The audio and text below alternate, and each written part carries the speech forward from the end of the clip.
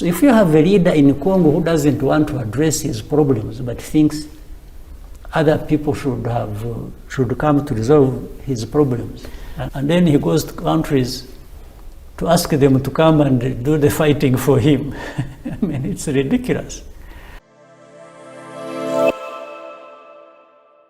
In fact, the president of DRC did not just say he's willing to fight Rwanda.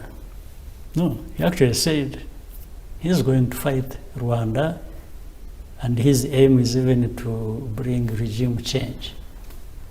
And by the way, started inviting these critics we talked about earlier, whichever way.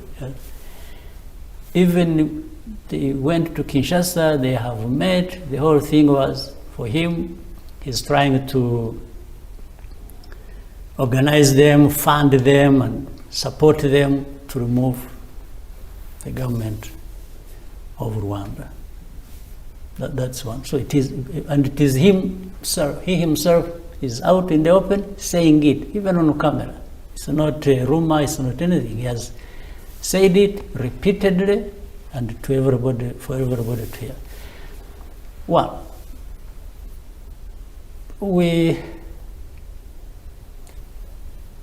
you don't want to dismiss anything, but on one hand, we want to not take it seriously. He must be having issues that make him do or say that. But that's not a compliment. There are serious issues, maybe. But on the other hand, we don't want to take anything. Maybe he actually, and especially when we started seeing that he was organizing people and bringing them to Kinshasa, and that he has armed the FDLR. You know the FDLR? These are... I know the FDLR. The people, yes. He has armed them, given them everything they wanted. So he's using them to fight his wars against M23, against any other person he wishes to fight. So that starts becoming serious. We have had that serious problem of FDLR living in DRC even before he became president. That's a different issue, but when he became the president, now he has openly and officially been associated with them and supporting them, and the aim is to cause problems here in Rwanda and along the lines FDLR is. And in fact, the fact that he embraces FDLR shows something else. And that is, and then alongside that, he has mobilized some countries, especially, I will not hesitate to mention. For example, if you see Burundi, the way it is involved in DRC and in the fight alongside the forces of Congo against M23, it has this connotation of the history of genocide and the politics along ethnic lines and discrimination and even persecution and so on and so forth. So that's when we started seeing it as being very serious in as far as we are concerned. But also, if you look at the story of M23, before I answer the accusation that we support M23, people need to understand who that M23 are. It's not me to define them or talk about who they are. Let even independent people try and do that, and some of them have done it, as I have seen. M23, by the way, including that I asked President Tshisekedi face to face whether he recognizes M23 as Congolese or these are people who came from somewhere else, including Rwanda, and just found themselves illegally in Congo. His answer to me, and in the presence of other leaders, was that he recognizes these as Congolese. I'm just repeating it for record. He himself says these are Congolese. I said, fine. It was important for him to clarify that. Then, so if he says that these are Congolese himself, why can't he resolve the problems of his people, of his country? And when he's a leader, it doesn't matter how he becomes a leader, whether in the first or the second. That's not my business to judge. I'm not going into that. But there are questions that maybe the world can also pay attention to. So if I had problems here with my people, a section of people, whichever demands they are making, why would I not find a way of resolving that? We started by talking about it, whether genocide could have been prevented, whether there was a way. So why wouldn't Tshisekedi find it in himself? Even after accidentally becoming the leader of his country and later on forcing himself to be there, why can't he find it in himself to address the problems of his people? The M23 we are talking about is not just 1,000, 2,000 or 3,000 or whatever number with the arms fighting. We have 100,000 people here who are in their category and their family members and so on, who have been uprooted from Eastern Congo and are staying here in Rwanda in the camp refugee camps for the last 23 years.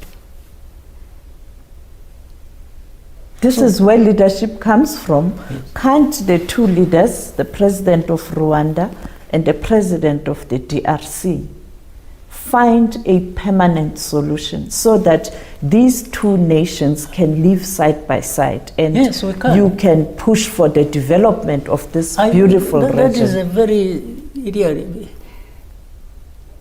it's a simple logic. What you're saying is a simple logic. Until you start asking yourself that question. Now, so for the case of Rwanda, for example, what would anyone ask me to do for that problem to be addressed? Are you willing to engage in talks? We've been doing that. In fact, when I asked him this question, we were already in Nairobi, we were in Kenya, having this discussion with the leaders. So we've been going back and forth. Recently, I was in Angola, in Rwanda. Yes.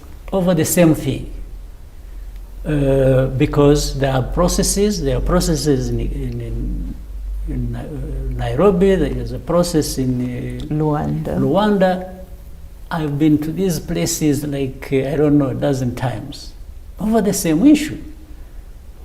But if you have, like you asked me, can we sit? Yes, we can sit and talk about what. But if you have also either you have listened to me or you have listened to President Tshisekedi. But if you find somebody who admitted in the meeting that yes, these are Congolese, how then, at the end of the day, also start saying, I will not talk to these people, I will not do this, I will not do that. I mean, what? And for me, I'm even using things that are said in the open by the person himself. I'm not creating any story for him. Or, according to him, he thinks M23 is not a problem, that it is Rwanda. And then we ask him, okay, tell me, how is the problem, does the problem become Rwanda? And if so, what are you asking Rwanda to do? Instead, Rwanda actually has a lot to ask. We're asking you, first of all, why do we have these 100,000 people here as refugees? Second, why are you having the M23, but the M23 didn't come the other day. I think the war started the fighting started in 2022. But that's not the first time. This problem was there 2012, if you remember.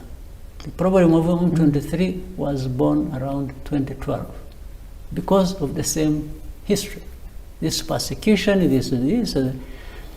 And we even went into facts of history. We said, how did these people who are attributed to being Rwandans come to be in Congo? Is it Rwanda that took them there? These areas of Eastern Congo, Masisi, around Rutshuru, wherever, they have been, these people, they have their ancestral homes there. These are people, they were not, if you were to blame anybody, maybe you would blame colonialists. They're the ones more responsible for that. During those years, we were ourselves becoming refugees. Some of those things were already established, and they only turned into problems much later. So Rwanda is just being talked about for the sake of, again, hiding behind this. If you have a leader of a country who refuses to address his own problems and blames people of other countries for being responsible for those problems, then you know the leader has issues to deal with about himself. So I want to repeat it. M23 was not created by Rwanda. It's a bigger issue for Congo than for Rwanda. They are associated with 100,000. By the way, there are more than that in Uganda. In the neighboring Uganda, there are more people there as refugees from Congo. So if you have a leader in Congo who doesn't want to address his problems but thinks other people should come to resolve his problems, and that's why, by the way, he creates M23, he has problems. Then he goes around the countries asking them to come, and he keeps saying he's not going to talk to M23, he's going to fight M23, and then he goes to countries to ask them to come and do the fighting for him. I mean, it's ridiculous.